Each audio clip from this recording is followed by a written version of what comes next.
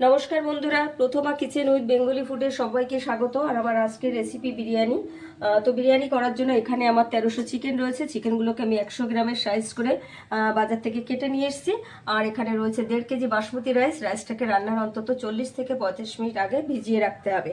আর এখানে রয়েছে আলু, কিছুটা আলু আমি বড় বড় সাইজে পিস করে কেটে নিয়েছি। আর এই বিরিয়ানি করার জন্য আজ যে উপকরণগুলি লাগবে, এখানে দই রয়েছে, টক দই, আর 5টা বড় সাইজের পেঁয়াজ আমি কুচি কুচি করে কেটে নিয়েছি। এছাড়াও রয়েছে কিন্তু আদা বাটা, রসুন বাটা, লঙ্কার গুঁড়ো, বিরিয়ানি মশলা, লবণ, চিনি, আছে হলুদ গুঁড়ো, আছে ধনিয়া পাউডার, জিরের গুঁড়ো, আর এখানে গোটা গরম মশলা। এর ভিতর রয়েছে তেজপাতা, গোটা শাহি জিরা, লবঙ্গ, দারচিনি, এলাচ।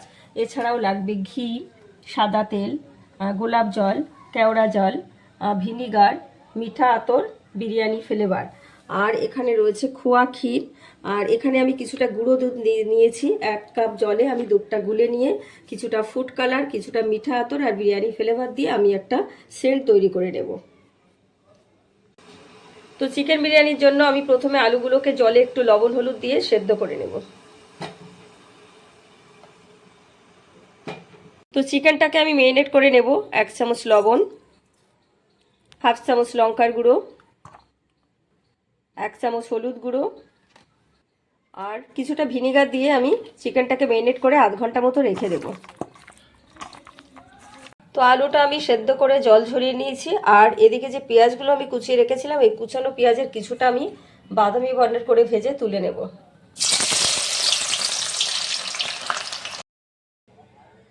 তো পেঁয়াজগুলোকে আমি বাদামি বর্ণের করে ভেজে তুলে নিয়েছি। আর ওই তেলের ভিতরেই আমি চিকেনগুলোকে একটু লাল লাল করে ভেজে তুলে নেব।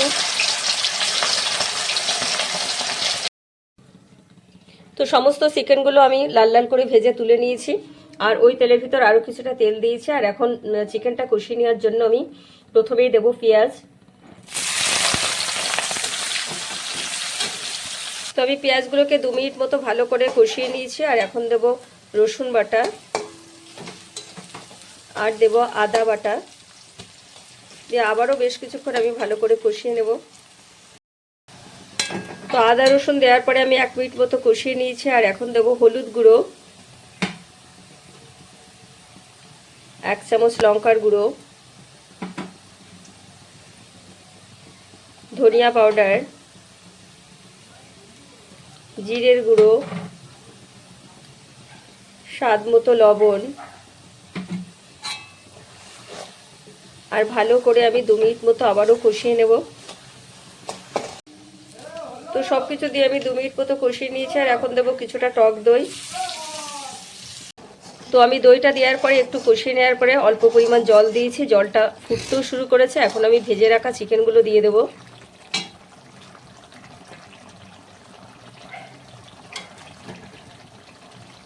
চিকেনগুলো দেওয়ার পরে আমি 5-7 মিনিট মতো কষিয়ে নিয়ে নামিয়ে নেব। চিকেনটাকে আমি ভালো করে কষিয়ে নিয়েছি। আর এখানে বিরিয়ানির সেন্টটা আমি তৈরি করে নিয়েছি। 1 কাপ দুধের মধ্যে কয়েক ফোঁটা মিঠা আতর, কয়েক ফোঁটা বিরিয়ানি ফ্লেভার আর ফুড কালার দিয়ে। তবে ফুড কালারের পরিবর্তে কেশরও দেওয়া যেতে পারে। আর এই বিরিয়ানি সেন্টের 1 চামচ আমি এখন কষা মাংসের মধ্যে দিয়ে দেব।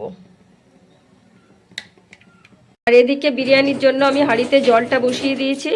জলের মধ্যে আমি এখন গোটা মশলা রয়েছে যেগুলো, তেজপাতা, লবঙ্গ, এলাচ, দারচিনি, গোটা শাহি জিরা, এগুলো দিয়ে দেব।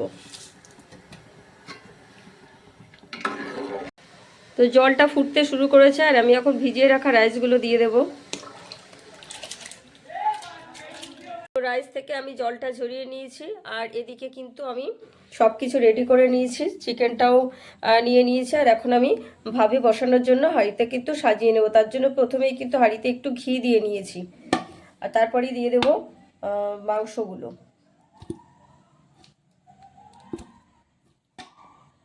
চিকেনটাকে আমি সাজিয়ে নিয়েছি। আর এখন দিয়ে দেব সেদ্ধ করে রাখা আলুগুলো। তো আলু আর চিকেনটা সাজিয়ে নিয়েছি। আর এখন দেবো কিছুটা পেঁয়াজ ফ্রেস্তা, খোয়া ক্ষীর, এখন দেবো কিছুটা বিরিয়ানি মশলা, এখন দেবো কিছুটা বিরিয়ানি সেন্ট। উপর থেকে ছড়িয়ে দিতে হবে এইভাবে। তো এখন রাইসগুলো দিয়ে দেব।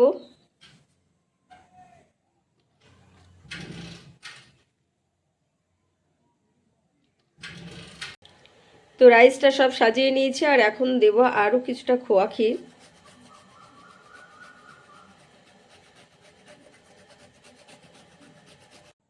কিছুটা চিনি ছড়িয়ে দেব।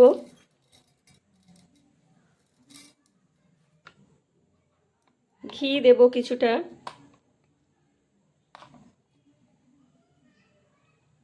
ঘিটা পরিমাণ মতো দিতে হবে, অনেকে আছে একটু ঘিটা বেশি খেতে পছন্দ করে। এবার দেব আরও কিছুটা পেঁয়াজ পেস্তা, আমি উপর থেকে ছড়িয়ে দেব।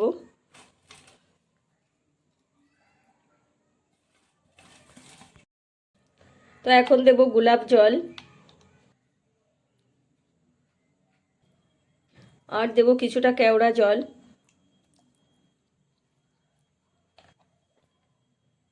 এখন দেবো বিরিয়ানি সেন্ট।